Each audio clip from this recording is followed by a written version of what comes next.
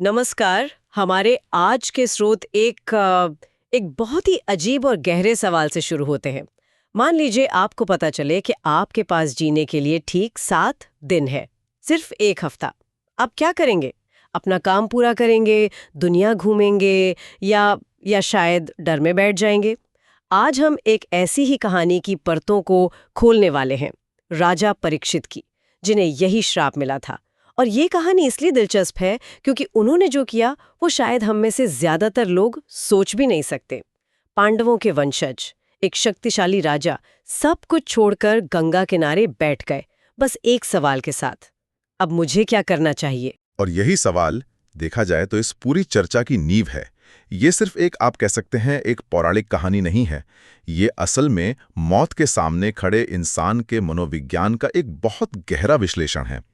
हमारे स्रोत हमें दिखाते हैं कि कैसे इस चरम संकट के क्षण में ज्ञान और विवेक एक व्यक्ति को डर से मुक्ति की ओर ले जा सकते हैं। हमारा मकसद आज इसी संवाद के सार को पकड़ना है, ये समझना है कि जब सब कुछ खत्म होने वाला हो तब असल में क्या मायने रखता है। तो चलिए राजा परीक्षित की मानसिक स्थिति से ही शुरू करते हैं।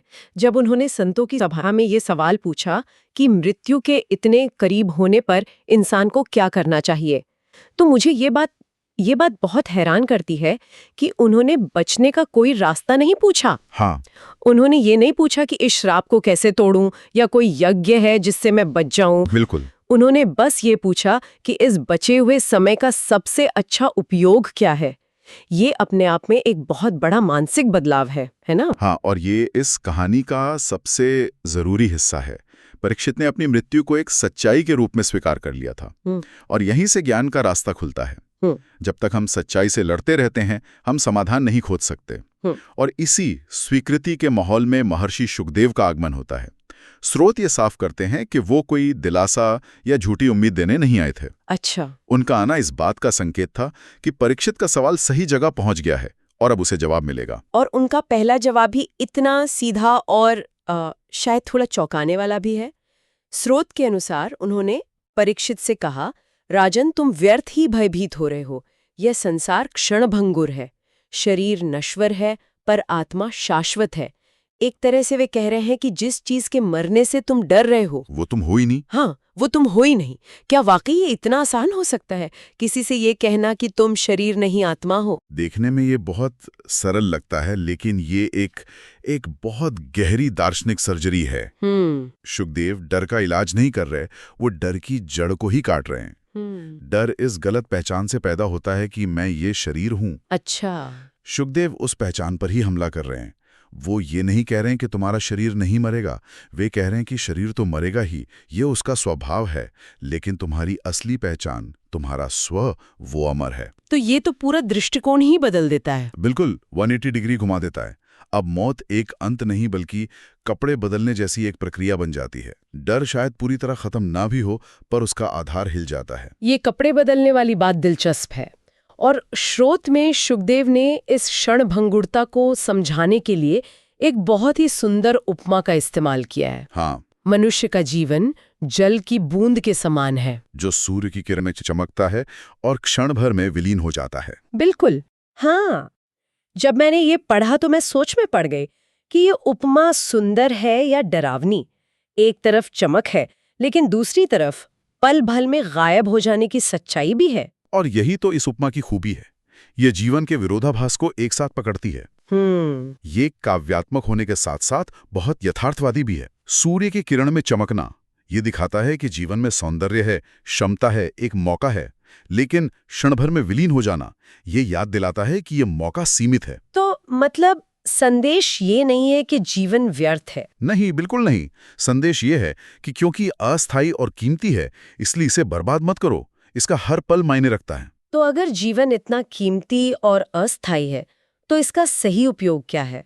शुकदेव परीक्षित को क्या करने के लिए कहते हैं? क्योंकि सिर्फ ये जानना कि मैं आत्मा हूँ काफी तो नहीं होगा। नहीं, बिल्कुल नहीं। उस ज्ञान को अनुभव में कैसे उतारा जाए? बिल्कुल सही सवाल। ज्ञान को अमल में लाना ही असली चुनौती है, और शुकदेव एक बहुत ही व्यवहारिक समाधान देते हैं। वे कहते हैं, धन, राज्य, परिवार सब नश्वर हैं, केवल भगवान का नाम ही शाश्वत है। इसलिए अपनी चेतना को उन चीजों से हटाओ जो तुम्हारे साथ नहीं जाएंगी और उसे उस एक चीज पर लगाओ जो शाश्वत है। इसे ही वैराग्य कहा गया है। हाँ, इसी को वैराग्य कहते हैं। और वैराग्य का मतलब सब कुछ छोड़कर भाग जाना नहीं है। इसका मतलब है ये समझना कि क्या सच में मेरा है और क्या बस कुछ समय के लिए मेरे पास है। लेकिन ये सुनने में थोड़ा कठोर लग सकता है। क्या शुकदेव ये कह रहे हैं कि हमें अपने परिवार से, अपनी जिम्मेदारियों से प्रेम नहीं करना चाहिए? आज के समय में इस वैराग्य का क्या मतलब निकाला जाए? ये एक बहुत आम गलतफहमी है। यहाँ मोह और प्रेम का फर्क समझना जरूरी है। शुकदेव मोह छोड़ने की बात कर रहे हैं, प्रेम नहीं। अच्छा, मोह और प्रेम में फर्क। हाँ, मोह का मतलब है किसी चीज या व्यक्ति के साथ इस तरह जुड़ जाना कि उसके बिना अपने अस्तित्व की कल्पना ही ना की जा सके। ये एक बंधन है। जबकि प्रेम तो मुक्त करता है। तो शुकदेव ये नहीं कह रहे कि अपने परिवार से प्रेम मत करो, बल्कि ये कह रहे हैं कि इस सच को याद रखो कि वे भी तुम्हारी तरह इस दुनिया में अपनी यात्रा पर हैं। कोई भी हमेशा के लिए साथ नहीं रहेगा। तो अपनी पूरी पहचान को इन अस्थायी रिश्तों पर आधारित मत करो। बिल्कुल, अपनी ऊर्जा का केंद्र उस शाश्वत तत्व को बनाओ। अच्छा, तो ये चेतना को एक जगह से हटाकर दूसरी जगह लगाने की एक प्रक्रिया है। हाँ, और परीक्षित के मूल सवाल पर वापस आते हैं, मुझे क्या करना चाहिए? स्रोत बताते हैं कि शुकदेव का जवाब बहुत सीधा था। श्री कृष्ण की लीलाओं का श्रवण करो, उनके नाम का जप करो। मुझे ये बात हैरान करती है कि उन्होंने कोई मुश्किल योग या तपस्या का मार्ग नहीं बताया, सिर्फ सुनना और याद करना। ये इतना शक्तिशाली कैसे हो सकता है? ये असल में एक बहुत ही गहरा मनोवैज्ञानिक सिद्धांत है। हाँ? हमारा मन जिस चीज पर ध्यान केंद्रित करता है वैसा ही हो जाता है। अगर मन लगातार डर, चिंता और नुकसान के बारे में सोचेगा तो वो भयभीत रहेगा। शुकदेव मन को एक नया सकारात्मक और आनंददायक केंद्र दे रहे हैं। भगवान की कहानियां। जब कोई व्यक्ति पूरे ध्यान से कोई कहानी सुनता है तो वो उस कहानी का हिस्सा बन जाता है। इसे मनोविज्ञान में फ्लो स्टेट या नैरेटिव ट्रांसपोर्टेशन कहते हैं। Flow state. हाँ, उस अवस्था में मन अपने आसपास के माहौल और अपनी चिंताओं को भूल जाता है। तो ये एक तरह की आध्यात्मिक फ्लो थेरेपी थी 7 दिनों की। आप ऐसा कह सकती हैं। ये मन को डर के चंगुल से छुड़ाने का सबसे स्वाभाविक तरीका है। जब परीक्षित कृष्ण की बाल लीलाओं, उनकी वीरता, उनके प्रेम के बारे में सुन रहे होंगे तो उनका मन वृंदावन में होगा, कुरुक्षेत्र में होगा। अपने डर से दूर। हाँ, वो उस कारागार में नहीं होगा जिसे डर ने बनाया है। कथा श्रवण मन को शुद्ध करता है और भगवत स्मरण उसे उस शुद्ध अवस्था में बनाए रखता है। यह डर को दबाना नहीं है, यह डर से ऊपर उठ जाना है। स्रोत में शुकदेव की 4 मुख्य शिक्षाओं का जिक्र है: भक्ति, कथा श्रवण, वैराग्य और समर्पण। हमने इन पर अलग अलग बात की, लेकिन क्या ये सब एक दूसरे से जुड़े हुए हैं? हाँ, ये एक ही इमारत के 4 स्तंभों की तरह हैं। एक के बिना दूसरा अधूरा है। वैराग्य के बिना समर्पण संभव नहीं। अगर आप सांसारिक चीजों को कसकर पकड़े हुए हैं तो आप खुद को भगवान को कैसे सौंप सकते हैं? सही बात है। और समर्पण के बिना सच्ची भक्ति नहीं हो सकती, क्योंकि भक्ति में मैं और मेरा की जगह नहीं होती। वहां सिर्फ तू ही होता है। और कथा श्रवण वह प्रक्रिया है जो वैराग्य और समर्पण को आसान बनाती है, जिससे भक्ति स्वाभाविक रूप से प्रकट होती है। यह कोई चेकलिस्ट नहीं है कि पहले एक करो फिर दूसरा।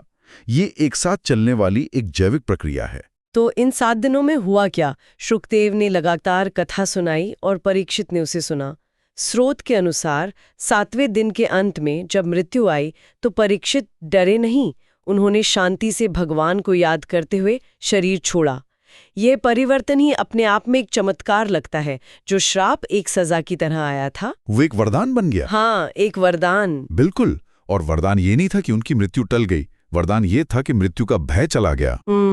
श्राप ने उन्हें वो अवसर दिया जो हम में से ज्यादातर लोगों को नहीं मिलता, अपने जीवन के अंतिम उद्देश्य को जानने और उसे पूरा करने का एक निश्चित समय। उन्होंने उन 7 दिनों में वो हासिल कर लिया जो लोग 70 साल में भी नहीं कर पाते। जीवन और मृत्यु के सच का सामना करना और उससे परे चले जाना। ये बात मुझे बहुत प्रभावित करती है। स्रोत में यह भी लिखा है कि यह उपदेश सिर्फ परीक्षित के लिए नहीं बल्कि पूरी मानवता के लिए है। इसका आज हमारे लिए क्या मतलब है? हम में से किसी को ये नहीं पता कि हमारे पास 7 दिन है या 70 साल। इसका मतलब यह है कि हमें अंतिम क्षण का इंतजार करने की जरूरत नहीं है। अच्छा। ये कहानी एक प्रतीक है। परीक्षित हम सब हैं, और तक्षक नाग जिसने उन्हें डसा था वो मृत्यु का प्रतीक है जो एक दिन हम सबको डसेगा। शुकदेव का उपदेश हमें ये याद दिलाता है कि मृत्यु का भय वास्तव में मृत्यु का नहीं है, बल्कि उन चीजों को खोने का है जिन्हें हमने मैं और मेरा मान लिया है। बिल्कुल सही। ये सब लगाव का खेल है। और श्रोत के अंत में एक बहुत शक्तिशाली विचार आता है। जब हम भगवान की शरण में जाते हैं तब मृत्यु भी मोक्ष का द्वार बन जाती है। ये विचार तो मृत्यु की पूरी परिभाषा ही बदल देता है। ये अब एक अंत नहीं बल्कि एक मंजिल बन जाती है। हाँ, ये मृत्यु को एक दुश्मन से एक मित्र में बदल देता है। एक ऐसा द्वार जो हमें इस अस्थायी संसार से उस शाश्वत सत्य की ओर ले जाता है। अगर जीवन एक तैयारी है तो मृत्यु उस तैयारी की अंतिम परीक्षा है, और भक्ति और ज्ञान से उस परीक्षा में सफलता मिलती है, जिसे मोक्ष कहते हैं। ये डर को एक अवसर में बदलने की कला है। तो आज की इस गहरी चर्चा का सार ये है कि राजा परीक्षित की कहानी हमें दिखाती है कि जीवन के सबसे बड़े संकट, निश्चित मृत्यु को भी ज्ञान और भक्ति के माध्यम से एक अवसर में बदला जा सकता है। शुकदेव के उपदेश हमें याद दिलाते हैं कि हमारी असली पहचान हमारे शरीर या हमारी सांसारिक उपलब्धियों से कहीं ज्यादा गहरी है। बिल्कुल। और मुख्य बात यह है कि मृत्यु का भय हमारे लगाव से पैदा होता है।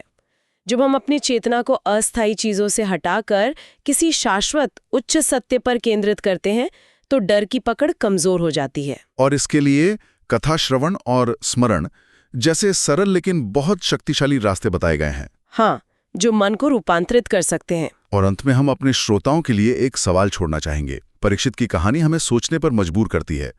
अगर हमें यह पता चल जाए कि हमारा समय सीमित है तो क्या हमारी प्राथमिकताएं बदल जाएंगी? और उससे भी बड़ा सवाल यह है कि क्या हमें यह जानने के लिए अंतिम क्षण तक इंतजार करने की जरूरत है कि जीवन में वाकई क्या महत्वपूर्ण है?